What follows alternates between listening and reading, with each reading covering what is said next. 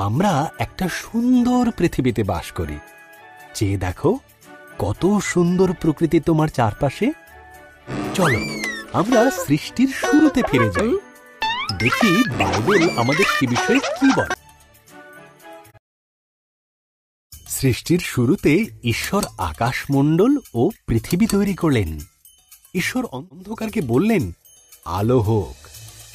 এই আলোকে তিনি নাম দিলেন দিন, আর অন্ধকারকে নাম দিলেন রাত্রি। প্রথম দিন শেষ হল।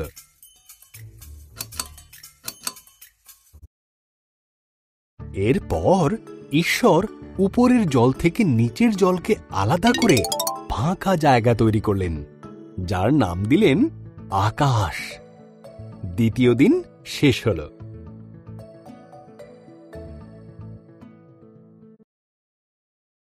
ঈশ্বর সমস্ত জল একত্র করলেন, এর ফলে শুকনো জায়গা দেখা দিল। তিনি শুকনো জায়গার নাম দিলেন ভূমি, আর জমা জলের নাম দিলেন সমুদ্র। তারপর তিনি তৈরি করলেন ঘাস, শস্য ও গাছপালা। তৃতীয় দিন শেষ হল।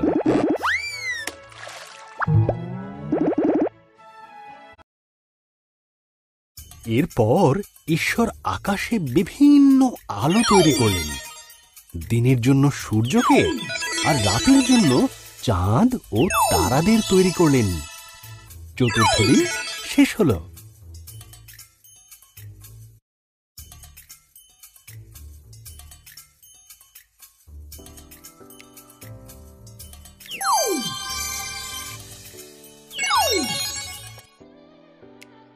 ঈশ্বর মাছেদের সৃষ্টি করলেন জলে সাঁতার কাটার জন্য, আর পাখিদের সৃষ্টি করলেন আকাশে ওড়ার জন্য।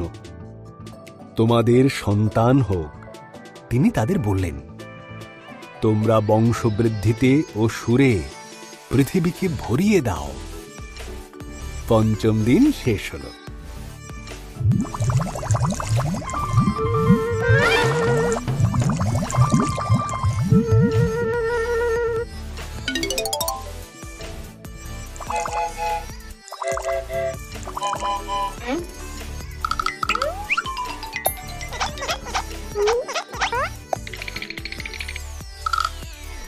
এরপর ঈশ্বর পশুদের সৃষ্টি করলেন।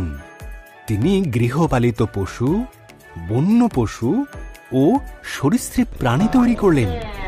ঈশ্বর বললেন, আরো একটি সৃষ্টি বাকি আছে, যা সবার মধ্যে অত্যন্ত মূল্যবান।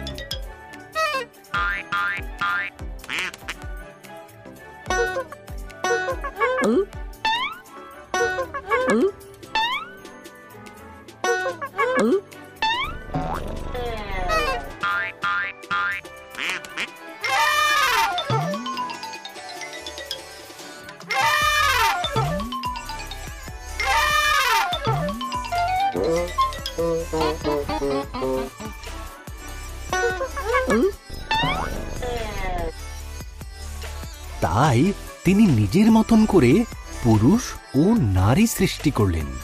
তিনি বললেন, তোমাদের সন্তান হোক, পৃথিবীর দায়িত্ব নাও, মাছ ও পশু পাখিদের যত্নে রেখো। ষষ্ঠ দিন শেষ হল।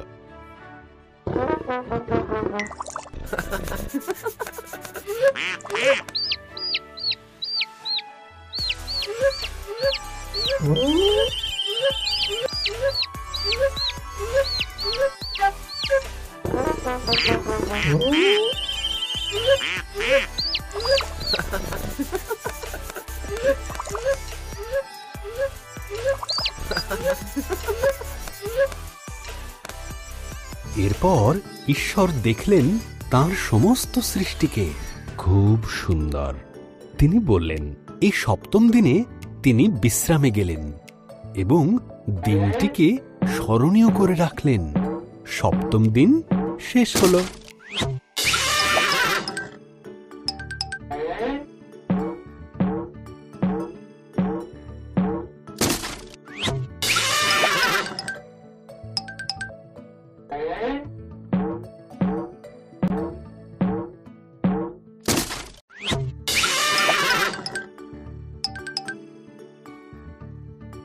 है